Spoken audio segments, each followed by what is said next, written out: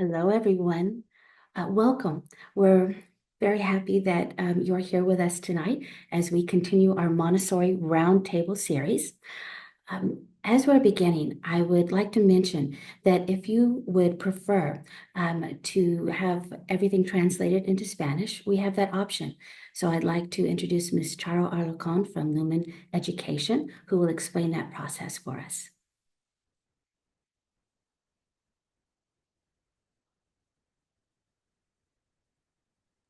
I did not unmute myself. Buenas noches.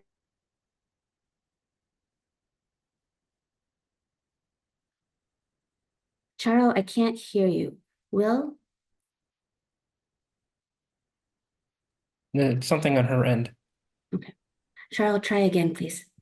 Okay. You can hear me now? Okay. So, para las familias que necesitan traducción al español, en la parte baja de su pantalla van a ver una caja que dice interpretación. Entonces, hagan clic en esa caja y les va a dar la opción de la traducción al español. Si no ven la caja, entonces en la parte inferior de la pantalla van a ver un círculo que tiene 3 puntos. Hagan clic en ese círculo y ahí van a ver la opción de interpretación. Si tienen alguna pregunta, por favor, díganos antes de cerrar el cuarto de interpretación. Gracias. Thank you, Charo. So the Montessori Roundtable series was created as an opportunity for several of our East Dallas Montessori schools to come together as a larger Montessori community and address topics of interest to all of our various schools. We think it's really important for us to come together as parents and as educators to strengthen our skills and to expand our understanding so that we can be best prepared to serve the children in our care. The schools who are represented include Lumen Education, White Rock Montessori, Liberated Montessori, and Montessori Children's House and School. Now, in the chat, you should be able to find a link. And if you would please take the time to fill out some information in that link, that's really helpful for us tonight. And it can help us provide you with extra resources. So I wanted to take a moment to discuss why we have chosen this topic for tonight. So tonight's topic is setting boundaries that expand freedom. When you think about it, it almost seems contradictory, doesn't it? Setting boundaries that expand freedom. How can a limit give you freedom? If you've been in a Montessori school for even more than a minute, you've probably heard us go on and on about the importance of independence and the importance of freedom. Independence is an instrument that leads to freedom. And the true aim of independence is that the individual is free to work within their community and to be fulfilled to their own potential and know how to cooperate with the members of their community. When we talk about independence, when we talk about freedom, we're talking about empowerment. Now, freedom without any limits, well, that is license, or just as bad, it's abandonment. So limits alone would lead to authoritarianism and the substitution of one person's will for another. So the concept of liberty within certain necessary limits allows for this harmonious coexistence, as well as the development of an internal sense of order. A child or an adult who cannot obey that interior guide, who does not have self-control, who does not have self-regulatory skills, is not free. They don't have real agency because they are at the mercy of whims. So one of the reasons we chose this topic, because this is one that affects every single day of our lives as parents and as educators. Every day, you are approached by a child, and you have to make a decision that has to do with a limit. And although you know that it's important for them to have freedom, for them to be able to make choices independently, you also know that it is important for them to have limits. Now, some of these are easy decisions. Is your child free to hit their brother with their spoon? Well, the answer is no. Is your child free to have ice cream every night for dinner? Well, that's also an easy one. But some of them are not so easy. So here to help us as we try to grapple with this concept is Miss Uma Ramani. So Uma is a Montessorian. She has an AMI primary diploma and an AMI elementary diploma. What that means is that she's been accredited by Association Montessori International for the ages of 3 to 6 and for the ages of 6 to 12. Moreover, she is also a trainer, which means that she has undergone additional training so that she can train others to be Montessori guides. Besides all of the training that she has and all the wealth of experience that she brings, she's also a really incredible human. And she is someone who cares deeply about children and about families and helping us navigate all that we have to encounter every day. So without any further ado, we welcome Uma. Thank you so much, Krista. It's such a pleasure for me to be here with you all tonight to explore this very important topic. As Krista said, this is one of the biggest challenges that we navigate as parents and as adults working with children. And frankly, if I reflect back to when my children were young, even though I trained as a Montessorian when I was 19, I can tell you I made every mistake in the book, even after that, when I had children. And I can recall that it was in setting boundaries that many of the conflicts arose between me and my children. So when you, as Krista said just now, this title seems very contradictory, that you're setting boundaries to expand freedom, because as we know, boundaries by definition are limits. So how can these limits serve to expand freedom? Understanding this is a secret recipe for an environment where children can flourish. So that during this session, what we are going to do is we are going to try to understand what are boundaries in terms of our work with children. Why do we need them? And what are we setting the boundaries for? And then we'll look at what this looks like for children from toddlers through to adolescents, because you maybe have children at different ages, many of you who are on this Zoom call. So as we go through this talk, I request that you post your questions in the chat as the questions occur to you. And we will look at these questions at the end and take time to discuss. And hopefully we will help one another find some answers. So let's look at this idea of what are boundaries. Let's start by understanding boundaries.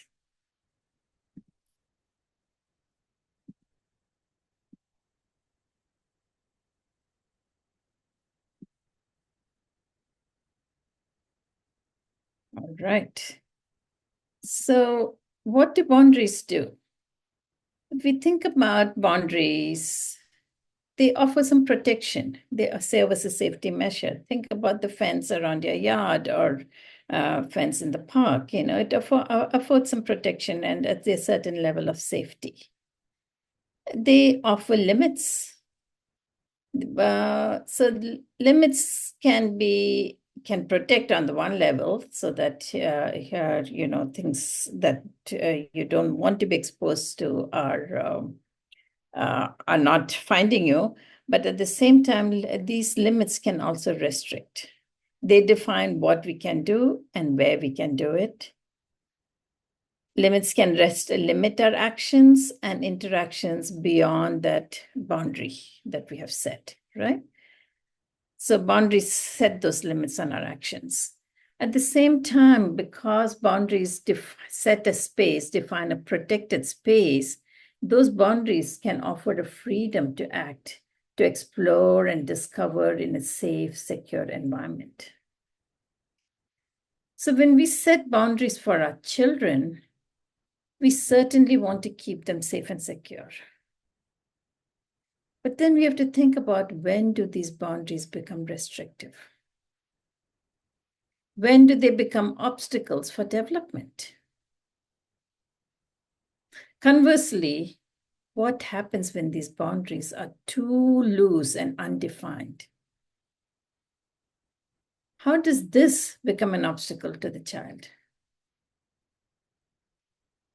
So the boundaries we set for children need to protect, they need to limit, and they need to free in the right balance. And as parents, we're constantly trying to find this balance. Won't it be helpful to have a guide that we can use to do this? And so that is what we hope to offer today. We will begin with reviewing the child's needs and then analyze how this understanding can help us in setting boundaries that can dynamically adapt to allow our children to flourish.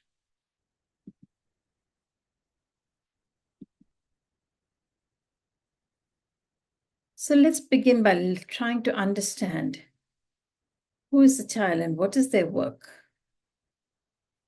Take a minute to think back to when you were holding your newborn child in your arms.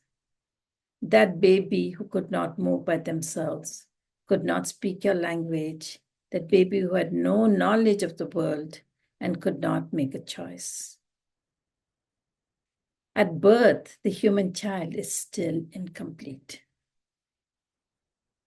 This newborn must create the organs of the human mind. They have to create their language, their intelligence, the ability to walk on 2 feet, to use their hands purposefully. They have to create the ability to choose.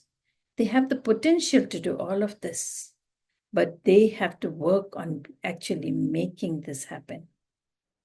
And it takes 24 years or so for this to happen.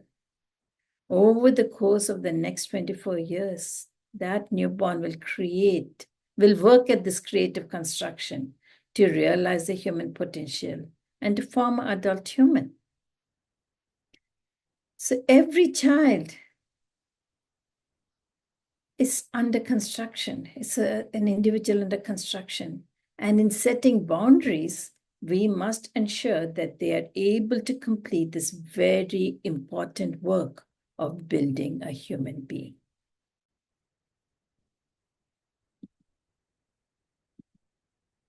So nature does not leave this work to be guided by us clueless adults. Nature is very wise, and there is a process for this realization of the human potential.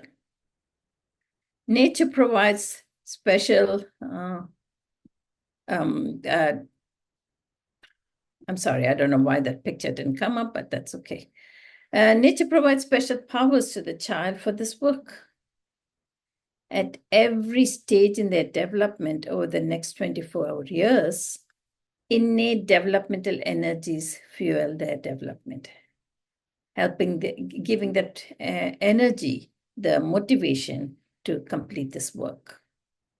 And nature also provides guides that channel these developmental energies towards specific activity, so that children are called upon to do specific things in the environment at each stage in their development. And this activity that they are called upon to do is necessary for their formation as a human being, for their survival as an individual. And the environment provides the raw material that the child uses for this work. The child draws from the environment to build their language, to build their values, their behaviors, the way they interact with one another. And as parents, as adults, we can only influence this environment. We can make sure that it has the materials needed for the child's work and the conditions where these developmental energies can flow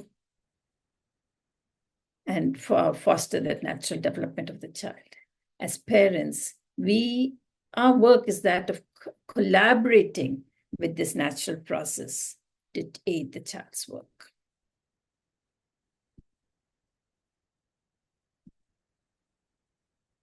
So the aim of the child's work is the formation of an individual. An individual, as Krista said in her introduction, an individual who can function with independence, with autonomy. But they're not doing this just for themselves. They want to, and this is an individual they're forming who can function in community, who can work with others in collaboration to build a harmonious, peaceful society, a harmonious, peaceful world. So there are two aspects of the work of this child. One is they have to build the ability to function with autonomy, and then they have to build the capacity to function in harmony with others. But I used a term there that is not correct. It is, I said, building the ability to function with autonomy, and then that doesn't work like that. While they are building the ability to function with autonomy, they are simultaneously building the capacity to function in harmony with others. Let's think about that a little bit, right? Children need to be in community. Their raw material comes from this environment they're living in. They have to participate in the life of the community to get the materials they need to build themselves.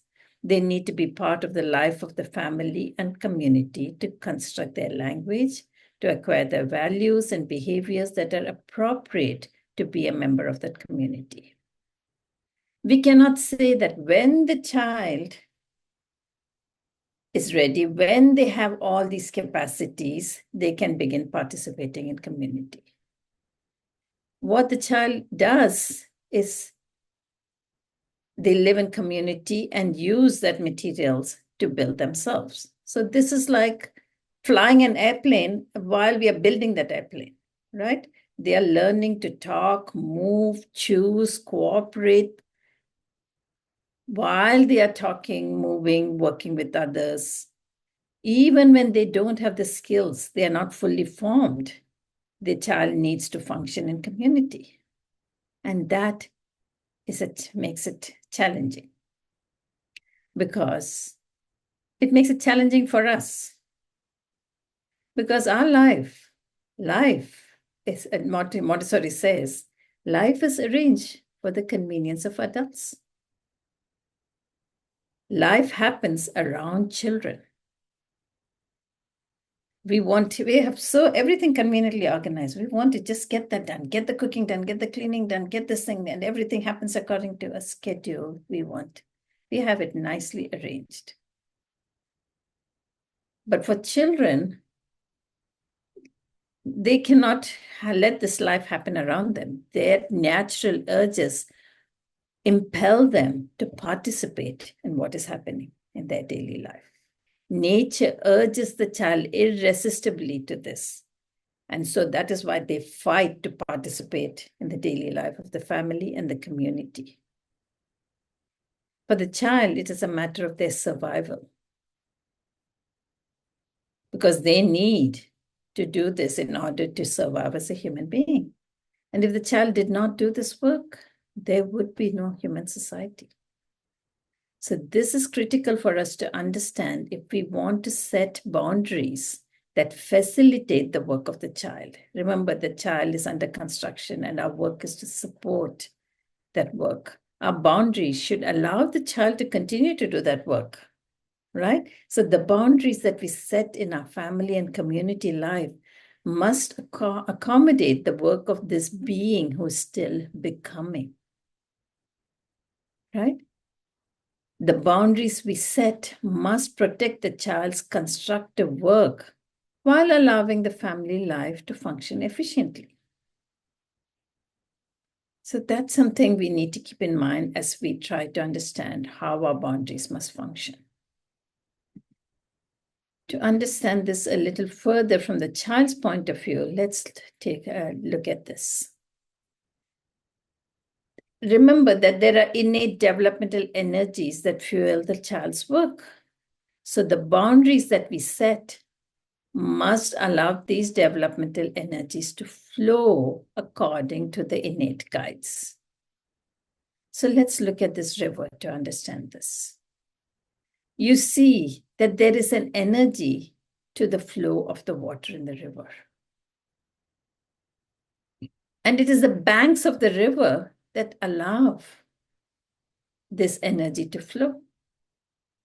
These banks, they provide the boundaries that are just right to keep this river flowing. Now imagine if these banks were suddenly narrowed. What would happen to all that water that is flowing? It still needs to flow. It cannot stop flowing. Those developmental energies still need to continue flowing. And that energy will find a way to flow. So the river will probably flow much faster. It might burst the banks. It might result in destruction. What will happen if the reverse happened? These banks were expanded. Would the water still have the same momentum? Would it still flow? Would it sustain its speed and its directions if those banks expanded? Would it allow the water to flow and channel to where it needs to go? So let's think about this, the children's developmental energies in the same way. At every stage of their development, the children need us to offer boundaries that are not too restrictive and not too open. It needs to be just right for the developmental energies to flow so that the child can do their work of creative self-construction. So our role is to collaborate with the innate developmental energies and guides and the innate guides to aid the child's work of creative self-construction. So this is what we need to remember, that our boundaries are not to limit the child. Our boundaries are to channel their developmental energies and to facilitate their natural flow. So let us look at what that looks like through different stages in the life of the child. Because this is where quite often that developmental energy must flow. And when our restrictions prevent that flow, that's where conflicts arise. Distress arises in the child. So we must understand this really well. So let's begin, but let's look at it, how this will unfold in the life of a toddler, right? So again, if we have to understand what the developmental energies are urging to the child to do during this toddler years. We know that the toddler has learned to walk, but they're still developing their equilibrium.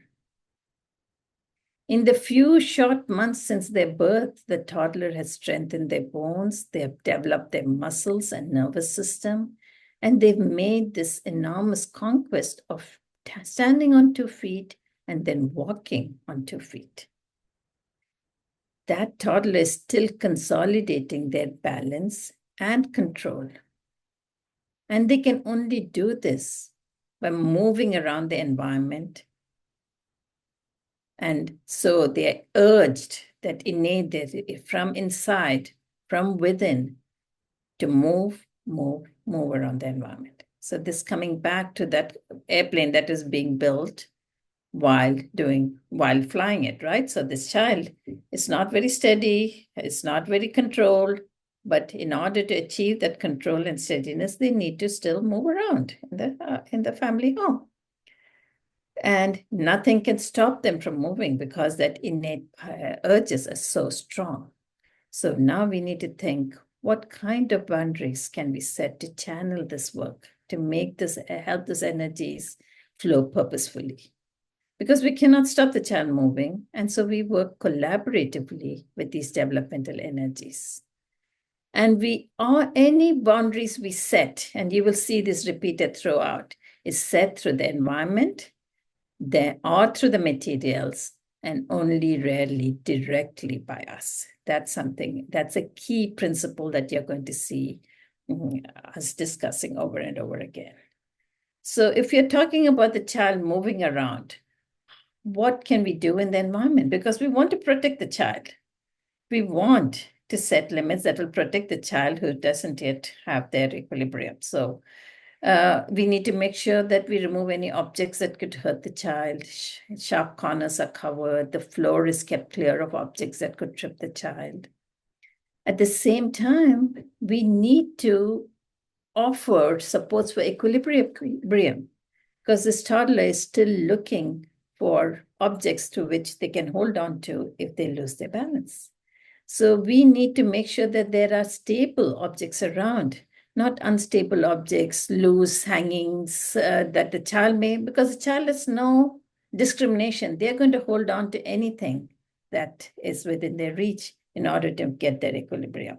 So they're not going to say, oh, this is the end of a tablecloth, or this is an unstable table, I cannot hold on to this. So we need to take them out of the environment so that right there we are creating these boundaries that offer protection. And we can offer the child purpose for their movement. They love to be given purpose. When you give purpose, then there is a focus. So you can have them carry the clothes, your folded clothes, one at a time from the laundry room to the closet. You fold the clothes, they can toddle over and carry it to the bedroom, right? They can take the tableware one at a time to put on the table when it's time for dinner or lunch. You come in with your groceries. Let them carry it one at a time to the fridge or the pantry. So every time they're carrying something that is heavy, that packet of grain or whatever they're carrying, it's a challenge to the equilibrium. And so there has to be effort. And when there's effort, they are focusing, they're slowing down, it's helping them develop that balance, but it's also integrating how they're doing the work. Right? So the purposeful work will focus their work and attention and help the child to obey their developmental imperatives. They'll want to walk up and down stairs and ramps. And so we must offer opportunities for this work. So it seems like we are not restricting here. We are channeling those developmental energies to help them do the work that they are impelled to do. We have to offer sufficient help as a child learns to navigate steps and ramps. The child at this stage, they want to go for long walks, and we must make opportunities for this work, accompanying the child, walking at their pace, stopping to explore, talk as we walk along. When the toddler also needs to get to know the world by touching, feeling, tasting, smelling, because now they're walking and their hands are free. They're free to explore. And since they're walking, there's so much more to explore. I can touch so many more things and see so many more things and feel so many more things. And this is how the child learns about their world and orients themselves to the world. And they are impelled from within to touch and see, feel and smell and taste everything around them. So anything that is in the environment that is accessible to that child's hands must be safe for the child to touch and grasp and hold and explore. About 2 weeks ago, I had a young couple visit, and they had 11-month-old who was walking, and she was happy. And my house is pretty minimalistic. I don't have too many things around. And I said, oh, this is a pretty safe place for her. And it's fine that when they come for dinner, she'll be okay. Amia will be okay. But there is a set of open shelves where there's some jars and things like that I keep already, so condiments and things like that. And I had forgotten totally about it because it was under the kitchen counter. And who finds it? Amia, because for me, it is not at my eye level. But for Amia, it was perfectly at her eye level and within reach of her hands. So there she was pulling down, spicy Indian pickles, which is not something I would want her to touch, so bottles. And so again, that awareness because she has no discrimination that this might break. I may not be able to hold this, none of that. So I needed to make sure that the environment was safe by limiting what is available to her. So the setting the limits is by limiting what is available to her within her capacity. Yeah. At the same time, we want to make sure that they're interesting objects, not that we're removing everything from the child. They need to be able to touch and feel the pots and pans and clothes and fruits and vegetables. And we need to show the child how to touch and handle plants, how to handle your pets, any fragile objects. So we are showing how, when they don't yet have the capacity to grasp with very much control, right? So this idea of demonstrating how things can be handled with care, not telling them, be careful, be gentle, that's not helping that toddler at all because they have no idea what those words mean and how exactly to control my body to be careful or gentle. They have no idea. So you offer things to the child a little at a time as they develop the capacity. So you're limiting the environment to their capacities, at the same time offering enough to feed their developmental needs. Again, let's look at the capacity to choose. Those toddlers are notorious for being for their tantrums. We have these things about terrible twos and all those cliches in our society. Because just think, this child has worked very, very hard from being a newborn to now being able to use their hands, to able to move on their own, not depending on somebody, to grasp things of their own volition. So I want to use all the capacities I've made. Because unless I use it, they will not become strong, right? So I need opportunities to use this. So now I'm choosing to do things. Choosing means it's an expression of my will, right? But if I'm choosing, it also implies that I understand. I have knowledge so that I know that I choose to do this and not this. This is good and this is not so good.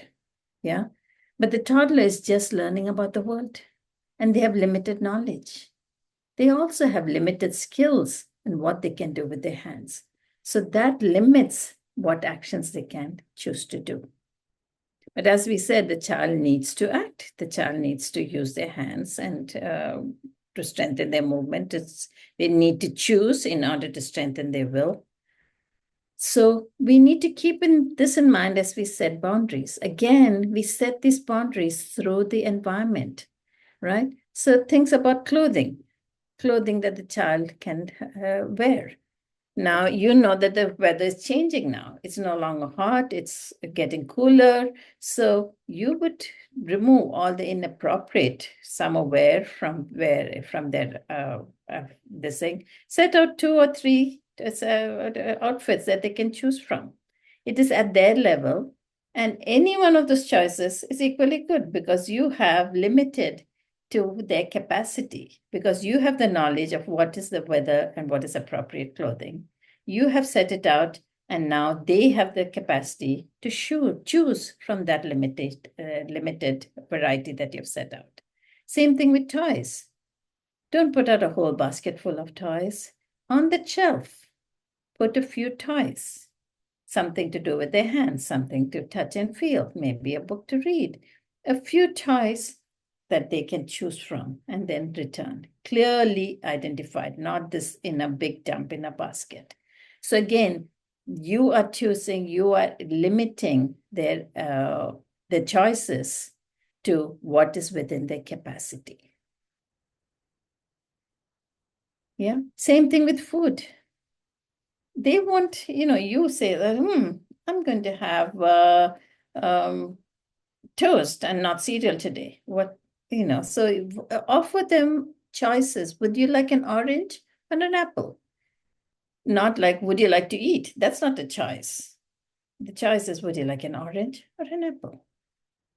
Would you like your egg scrambled or an omelet? You can offer them choices that are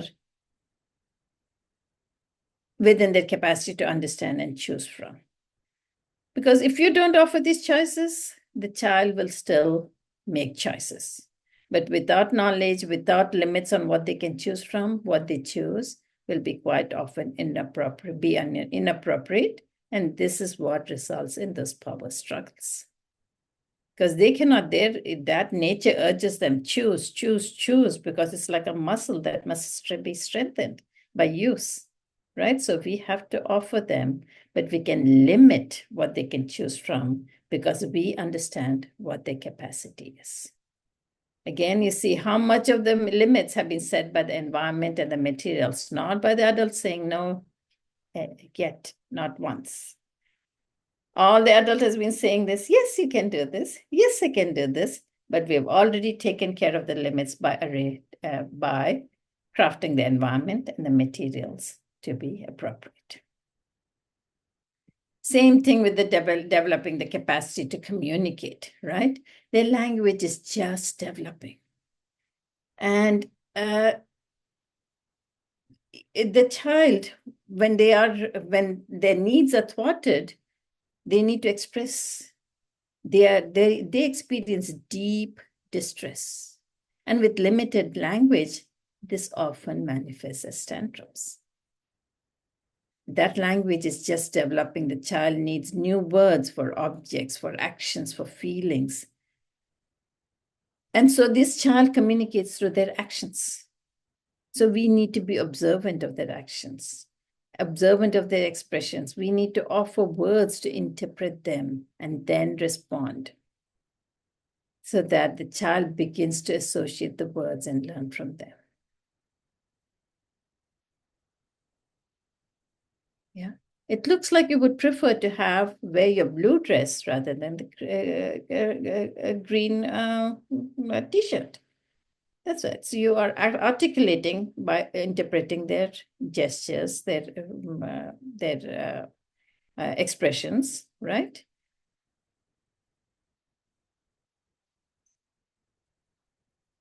So when you set the boundaries in a way that there is an outlet for the developmental imperatives, and you offer language for communication, you are freeing the child to function in a safe, secure environment.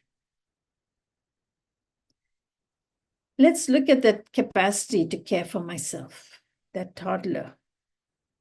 Remember, the child's work is to develop autonomy, to become independent, and to participate in community life. And this autonomy, this independence begins with care for myself. So how can we set boundaries to channel these developmental urges? We talked about clothing, how they can choose clothing to dress themselves, but also when you go out to buy clothing for your toddler, choose clothing that they can put on and take off with minimal help, with a little support. Yeah. Look at the zipper, look at the snaps, look at how wide the neck is. Are they able to start collaborating with you in helping to dress and undress themselves? This is very crucial in supporting toileting independence. If they want to learn to use a toilet by themselves, they need to be able to take care of undressing themselves sufficiently with independence. Yeah, and apart from that, of course, in the house, we need to think through how can we give the child access to the toilet, which is adult size, and a sink, which is too high for the child? Is there a place in the bathroom where the child can sit down and take off their pants before they sit on the toilet? Think through these elements that will allow the child to function within those limits and at the same time with independence. Think about the food, right? The child wants to feed themselves. They want to pour out their drinks. They want to serve themselves, but their movements are still unrefined. So one thing we can do is get cups and utensils that are proportionate to their small hands. At the same time, when they want to pour out juice or milk, you're not going to give them that carton of milk or that big pitcher. You're going to take a little pitcher and pour just a mouthful. And then they can take that and pour it into their glass. So if there's a spill, it's only a mouthful, right? So you are limiting the consequences by setting limits on within the capacity of the child.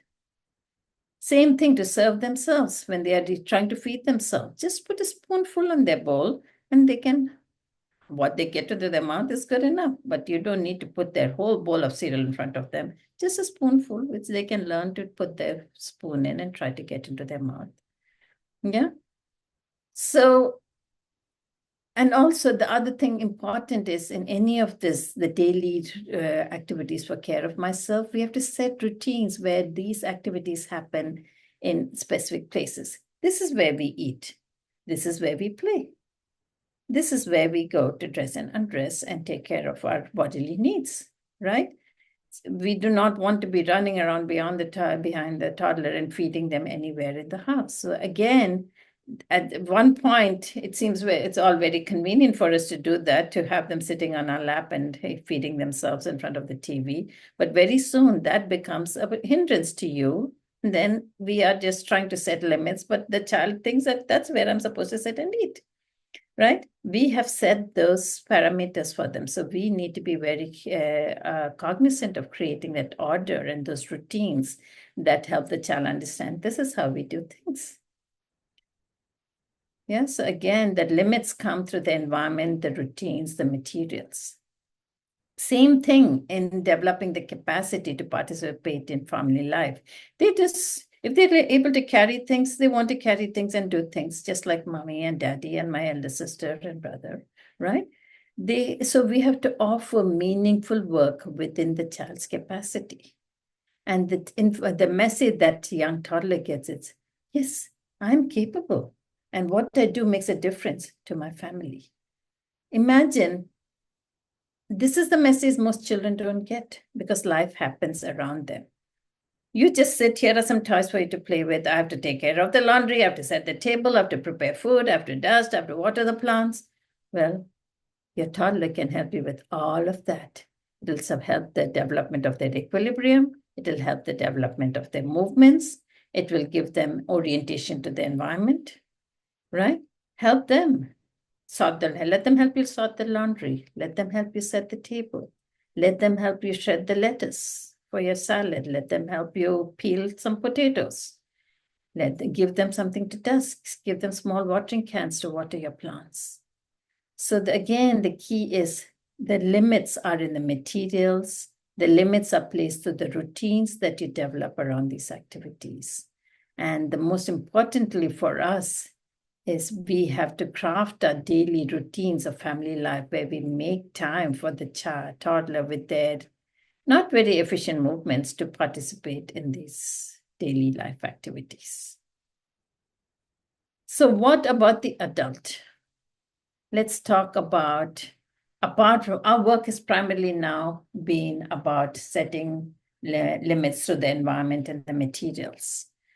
When we do have to set limits directly, we need to understand that we cannot tell the toddler to don't run, be careful, you will fall, be gentle, because the child does not have the language to understand what you're saying.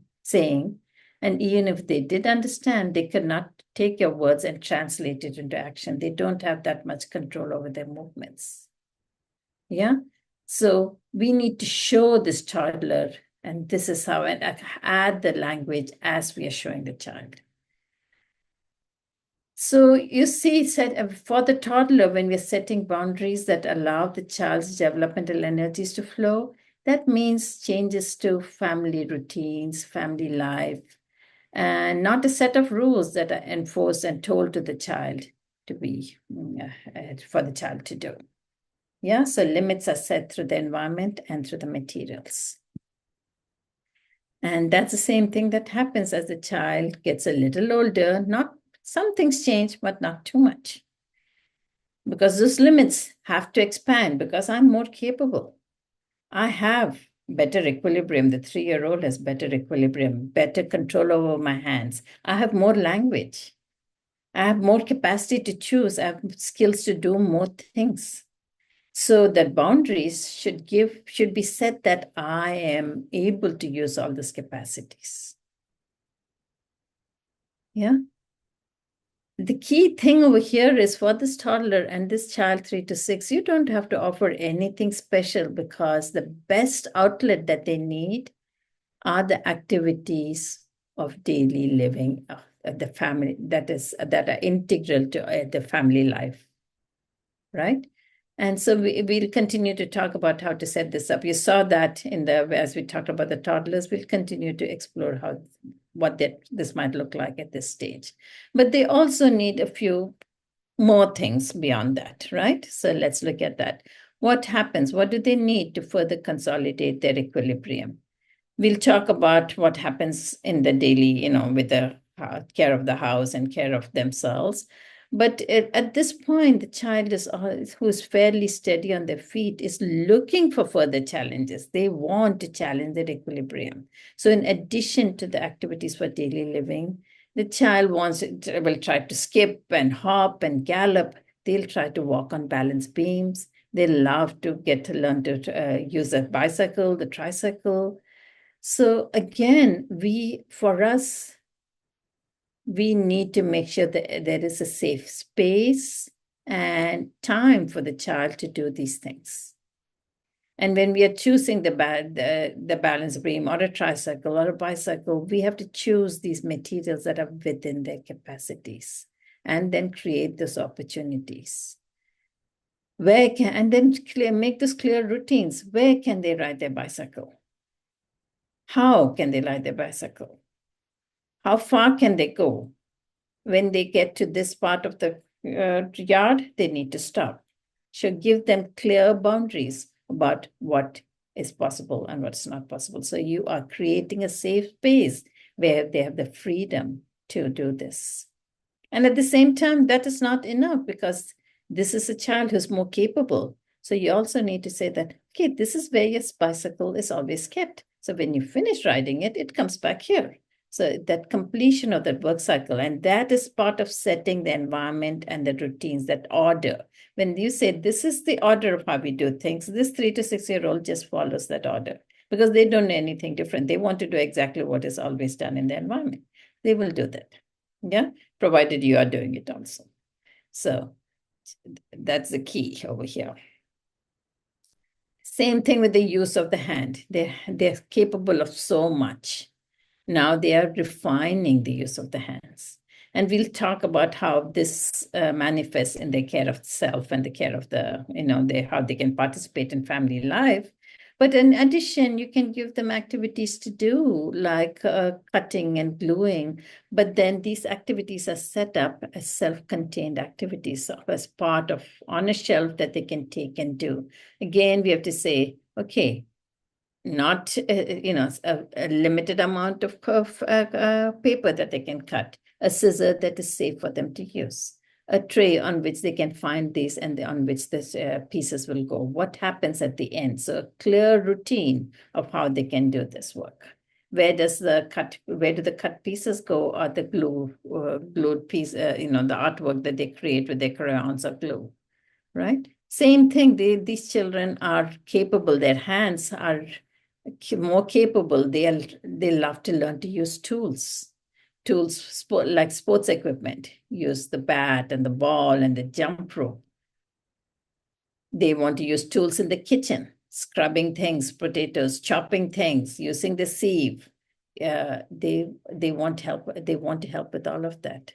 So we must create opportunities, create clear routines, because the limit comes from choosing the right material. If they want to cut, what kind of knife is available for them? Where will they stand and cut? What will they cut in the kitchen?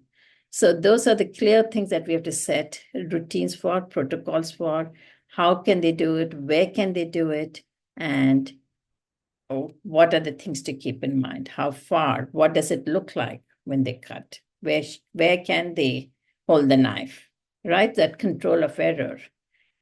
We have to show the care and storage of those objects too. When you play with the ball, this is where it goes back. This is where you may play with the ball. This is where you may bounce the ball. This is where you may throw the ball.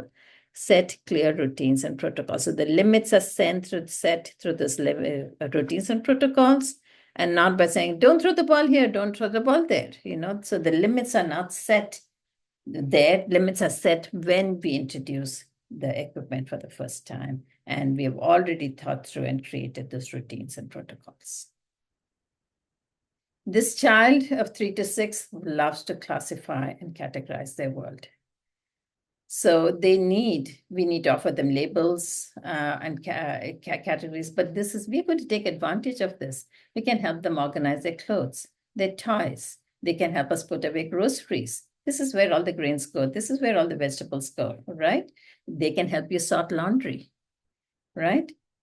We can help them make good food and nutrition choices. Oh, we need to have a carbohydrate. We need to have a protein. We need to have vitamins through these vegetables. So we can classify and categorize like that. They can, as they grow older and they become more capable, they can help you create grocery lists and shopping lists and packing lists for if you're traveling, right?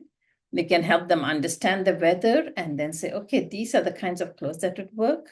So you're using the capacity to support that growing autonomy and independence and capacity, and offering always opportunity to make choices. They have more knowledge, more skills, but still you need to set the limits in the environments and materials so that you are offering limited choices depending on their knowledge and their capacity. Yeah.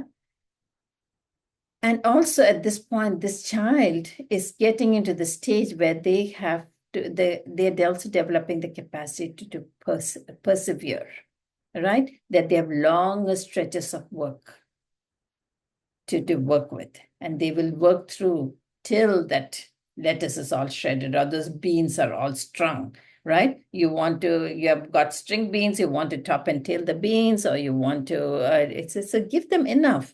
You put a whole pound of beans in front of them, but you would give them 20 at a time. And so that, it stretches. Initially, you might give them 5 beans to do, and then you can add 10 beans, and then it becomes 20 beans. So you're stretching that capacity and to see through longer cycles of work.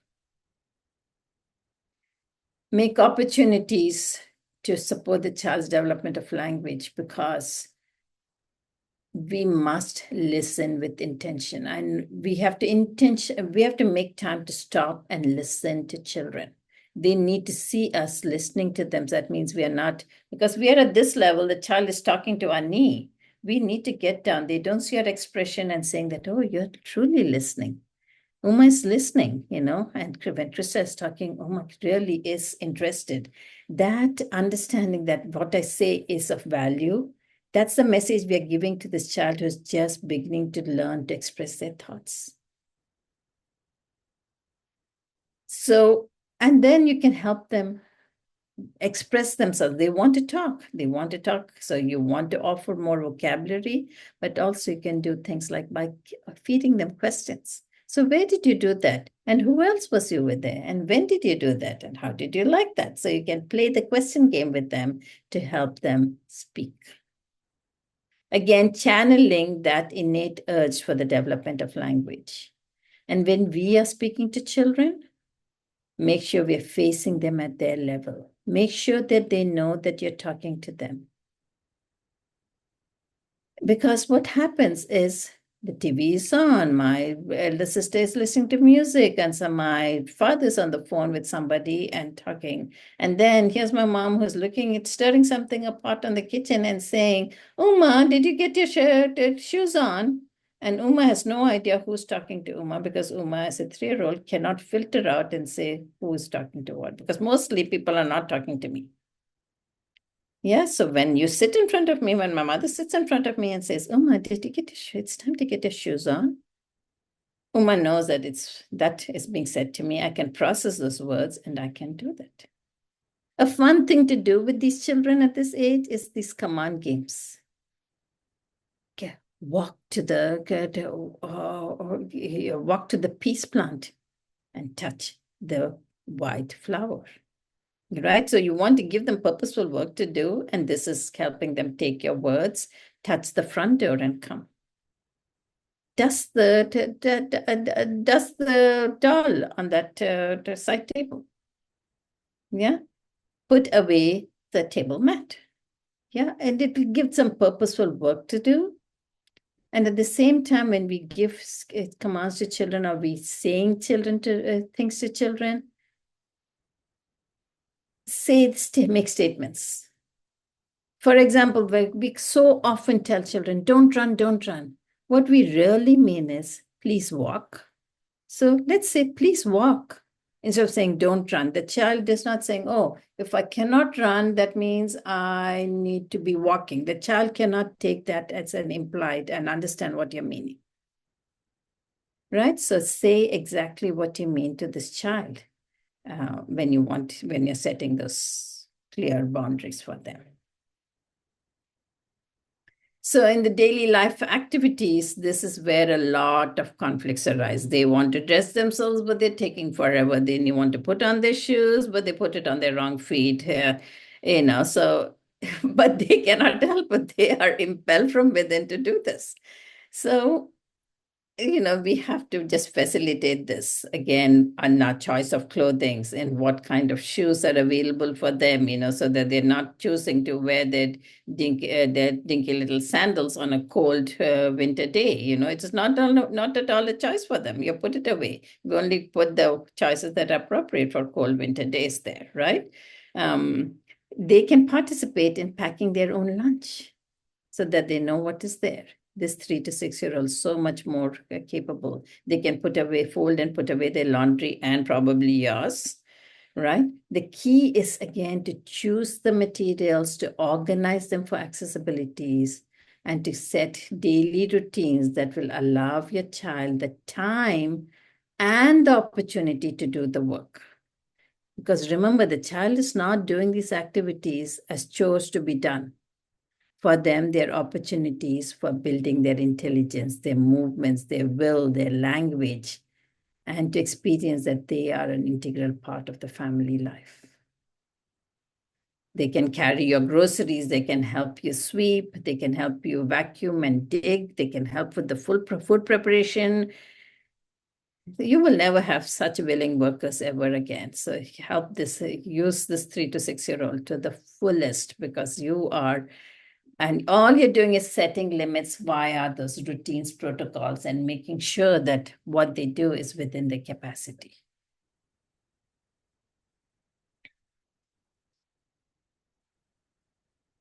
So the key to setting the boundaries is not to limit activity, but to organize the environment and routines to make activities that serve development possible. So the limits are set through the environment and the routines.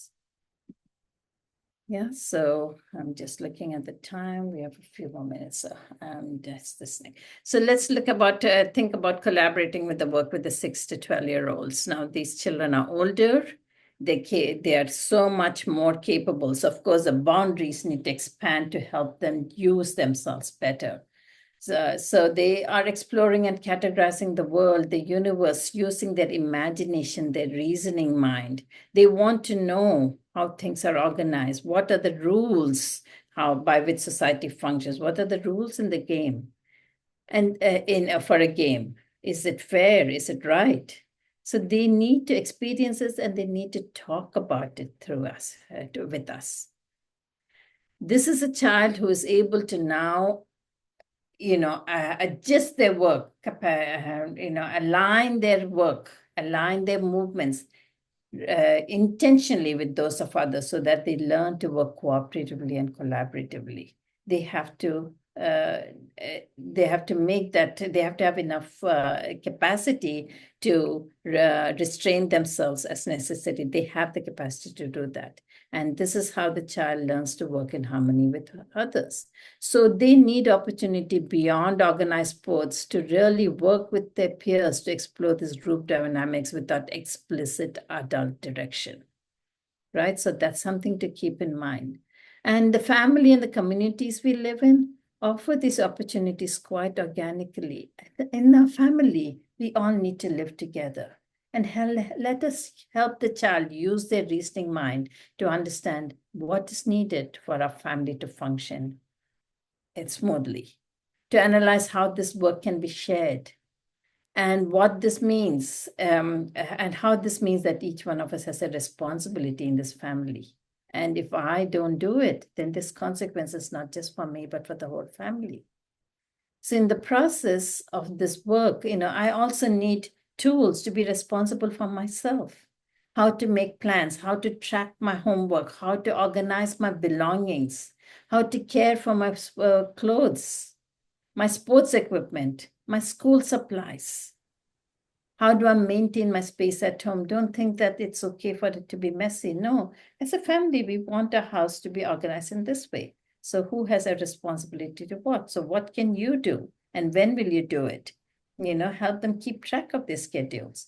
Help them learn to communicate their feelings. And even how these limits is a way that I protect myself when people are saying things and I don't want it. How do I communicate that? Or I don't like it. How do I communicate that in ways that is also being responsible for taking care of myself emotionally and psychologically too? So you have to capitalize on the reasoning mind of this 6 to 12-year-old to discuss how we want to be as a family and help them work with you, collaborate with you in creating those boundaries and limits that will help us function in this way as a family. Right? This child is going to question every routine and expectation and rule and protocol because they're trying to understand, is it fair? Is it right? And that's what they're questioning. So we have to be patient and engage their mind to analyze. And don't be afraid of reviewing those limits you set. Children will let you know when it's too tight for them or when they want more. So just follow direction from them. And as they get into adolescence, this continues because they're even more capable and their sphere of action expands.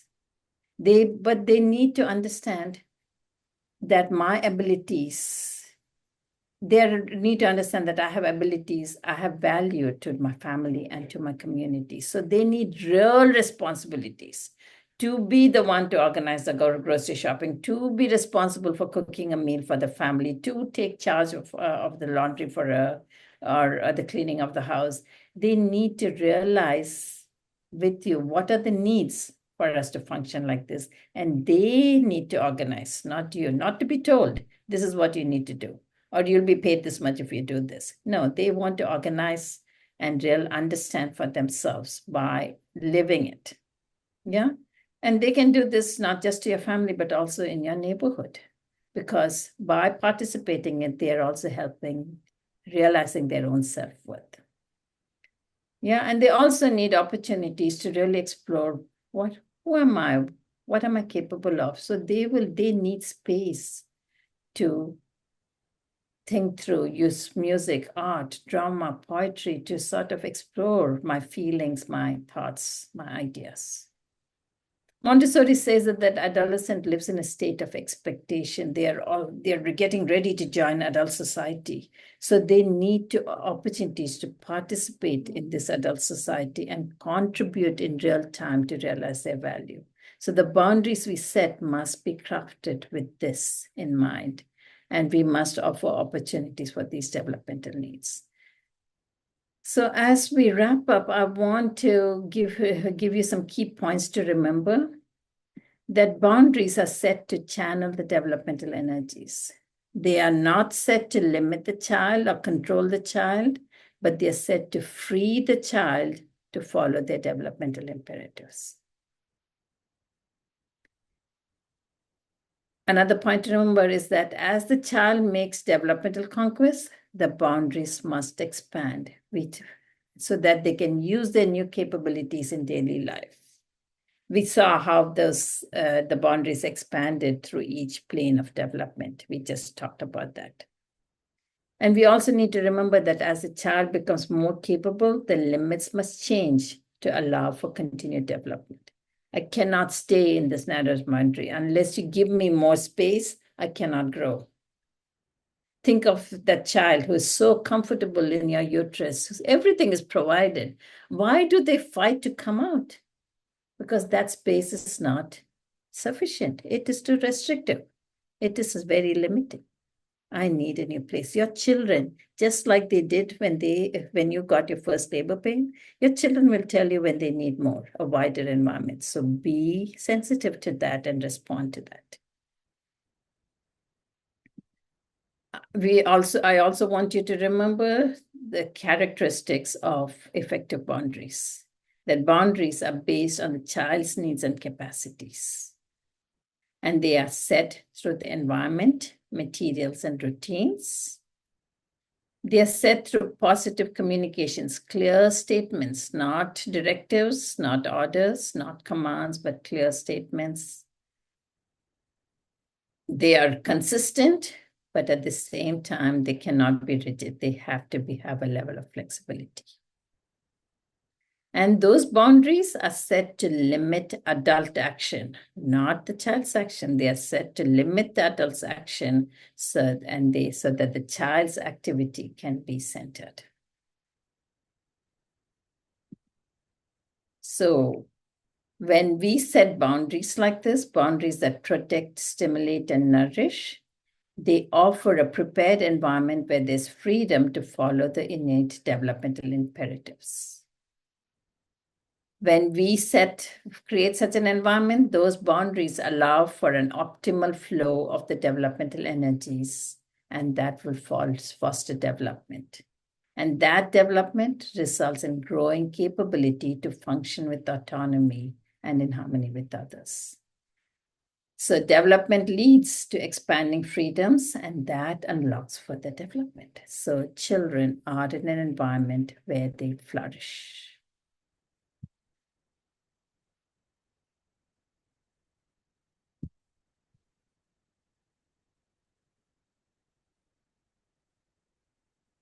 So I want you to think back about that, our title, Setting Boundaries to Expand Freedom. We've talked about that secret recipe for setting limits. Hopefully you have got some understanding that these limits, if you follow these key understandings and those key characteristics of boundaries, I think you will have that secret recipe that will allow your children to flourish like this. And will you make mistakes? Guaranteed, you will make mistakes. But it's an opportunity for reflection and analysis and going back to the drawing board and trying again. That's what we keep doing as parents. And children are resilient. They're so forgiving. So you have opportunities to learn. Thank you so much. And if you have questions, then we can review some of that. If you have questions, please put them into the chat. I am going to get started here with a question from Krista. And she says, Uma, could you discuss the concept of grace and courtesy lessons and how they support freedom for the child?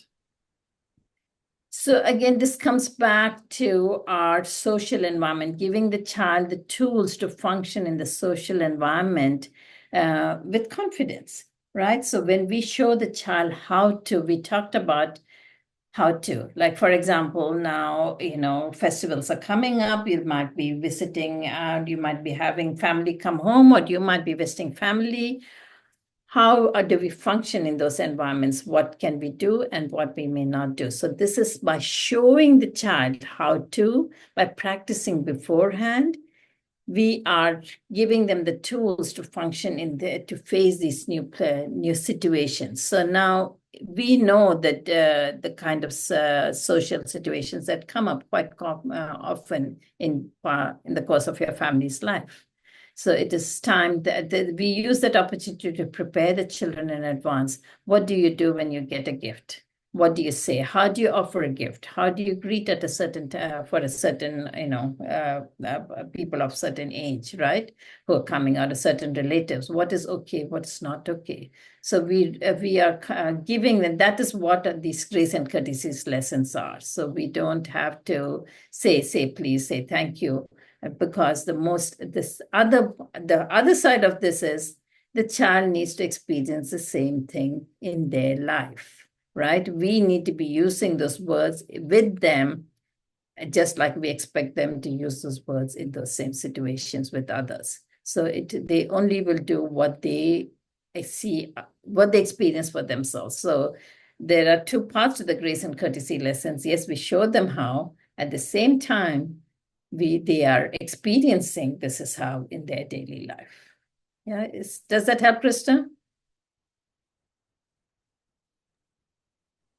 I have another question here from Molly as well. Yeah. And she says, can you explain how to talk to children about what fair means?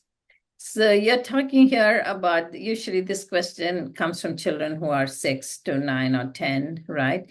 They're really trying to understand right and wrong, and what is, what does fairness mean? So this is the child who's pretty much first sees things as black and white, and we have to get them to see the grays, right? Of what is it always fair to do the same thing? Does fairness look the same in every situation, right? That's getting to appreciate the shades of gray is a process of arrival. So I would say, again, this is not something that you would talk as an abstract concept. We have to materialize these things in the context of the real life situations, right? We have to make concrete to them through different kinds of actions. So when your child comes and say, this what happened and that was not fair, so you take that situation that the child is talking about, or something that you've observed, and talk about, okay, why do you remember this child has a reasoning and logical mind. They have the capacity to imagine. So you would ask a series of questions to help the child analyze for themselves. They're not waiting for you to say this was fair or this was not fair. They are trying to set their own capacity to understand, is it fair or not fair? And why is it fair? And in this situation, why is the same activity not fair in another situation? So those are all questions that we need to set time to talk to, but always the one part, I think the tip is always make it concrete of what does fair look like, what does kind look like, what do we mean by gratitude, what do we mean by generosity, all these terms that they are trying to understand because they are creating their morality, right? So I would ask you to go with real life situation that materializes this, and ask the child questions to help them understand, analyze for themselves. So what would it be like in this situation? And what would this person feel like? What does the other party feel like? So then is it, so come to their own understanding of what is fair and what is not fair, and to navigate that for themselves. Is that helpful, Molly? Yes, that helps. Actually, that makes a lot of sense, because I think it seems like you're kind of saying, like, my whole thing is most kids feel like it's fair if I have at least as much or a little bit more. And so then if they think that's true, then what would it look like on the other side? So if you think that's fair, would it still be fair if you were on the other side? Yeah, so we move from distributive justice to, that's a process through that second plane that they get moved from this idea of equal for everybody to really understanding what equity means. It's a process of arrival. Those grays are so difficult to navigate. Yeah. Mhm. Okay, I have another question from Krista that has a few hearts next to it. She says, what should we ask ourselves when we are trying to decide whether a boundary is legitimate and necessary, or if it is an unnecessary and a hindrance to self-construction? The first thing you would say is, okay, is somebody in danger? Something is in danger. If that is not there, and I would just step back and allow yourself to not react, but to act thoughtfully, right? So don't react to situations unless something is in dire need for safety reasons, for protection. But otherwise, you take a pause and think and say that, do I need to act? If I need to act, do I act directly by putting a stop to it? Is there something I can do? When do I need to act? Do I need to act right now, or can I act later?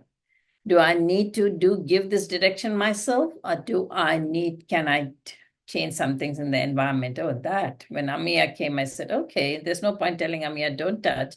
I just need to remove all of that, right? But I needed to act right away because she was pulling bottles off and one bottle broke. So I needed to protect. I need to get that away right away. So I needed to get away, but at the same time, I didn't stop there. I removed everything else, and only I kept things there that she could touch. So you must need to think about when you act, what are we acting for? And then how do I act? Do I act directly as that boundary keeper, that policeman standing there? Or do I set those limits through crafting the environment or the materials or the routines? Yeah. And then you can thoughtfully set that. And always the question is it serving the child's development, or is it, just because a child wants to do it does not mean that it is right, because those developmental energies may be pushing against some boundaries, right? And they may be flowing where they don't need to go. They need to be channeled back to that path where they are supporting the development of this human being, developing the capacity to choose and think and act with consideration, right? So you need to come back and say, is this work serving that developmental need? If not, then you definitely are going to rechannel that energy. Then if you're rechanneling, how are you rechanneling? Through the environment, through the materials, through the routines? Or do I need to step in directly to do this? So you are the last resort. If you are always a person who is there to set the boundaries, then you are expending your energies unnecessarily most of the time. And when you truly need to step in, it's not going to be as effective. Yeah. Thank you, Uma. We have another question here from Elena. She says, we have a 4-year-old who struggles with listening. How do we navigate when he intentionally doesn't listen to us versus when he genuinely doesn't hear us? So these 4-year-olds are in this developmental phase. One thing is, Montessori talks about this idea of listening. When we talk about listening, we're talking about obedience, right? That capacity to obey is a process that evolves, right? When I have to obey something that you're asking me to do, Elena, it means that I understand those words that you're telling me, and I can translate those words into actions, and then I choose to follow you. First, I have to understand, I need to have the capacity, and then I have to choose, right? So with the child that 4-year-old, sometimes the translation of that language into what exactly you mean doesn't happen consistently because my language is still developing. Yeah. Second thing that happens over here is I'm capable, but not consistently capable. So I may tie my shoes effectively today, but when I'm trying it tomorrow, it just doesn't work because that capacity is not consistent. So when you say tie your shoes and today I'm not able to do it, it's not because I'm deliberately this thing. It's not working for me today. Today that thought, will, and action are not working in harmony. It's a alignment that is developing. So today they are not working all together.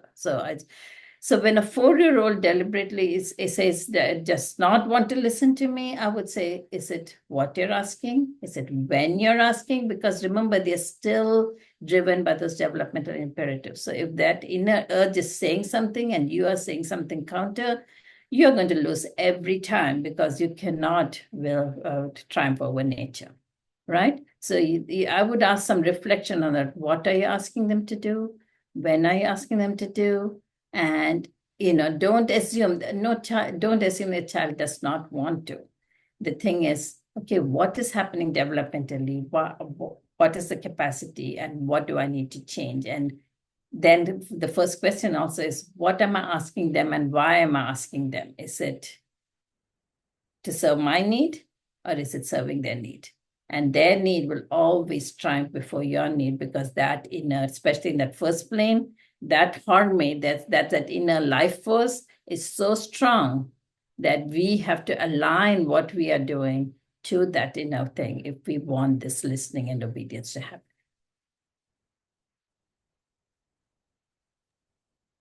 We have a comment here from Caroline. She says, I like how you described boundary: to limit, to protect, to free.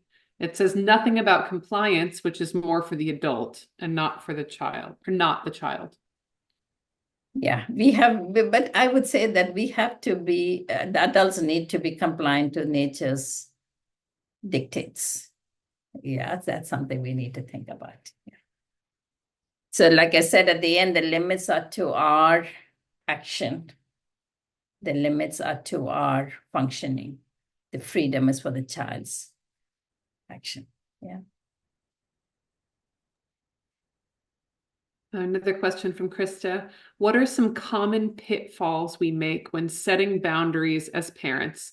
And she's asking for a friend. I think the common thing is it's quite arbitrary. It's based on our needs quite often. So I think this careful planning in advance so that you're making time for the child's needs is what is going to help us avoid making those mistakes in setting those boundaries. Otherwise, for the child, it seems very, very arbitrary. I'm fine. I'm talking to my friend on my phone, and I'm not saying anything to my son who's jumping up and down on the sofa, right? But then I have my friend Charo visiting, and I don't want her to see my son jumping up and down. And you should not be jumping on the phone. Put your feet on the floor. You put your feet on the floor. The sofa is for sitting. Well, one day the sofa is sitting, another day I'm actually sitting, and then my uncle comes along and my father comes along. He thinks it's great fun. I say, oh, hey, jump off the sofa. It's great fun, right? And that day it's great. It's perfectly okay for me to jump off the sofa. But another day I change around and say this thing. So our boundaries are quite arbitrary. So we need to be very, very cognizant that first plane child does not have that thing that it's okay here and it's not okay there. They think this is the way to be on the sofa, right? And they will use that sofa in any of those ways that you've shown them, and cannot understand that one time when you want them to be that perfect little gentleman in front of my friend Charo, it's not going to work.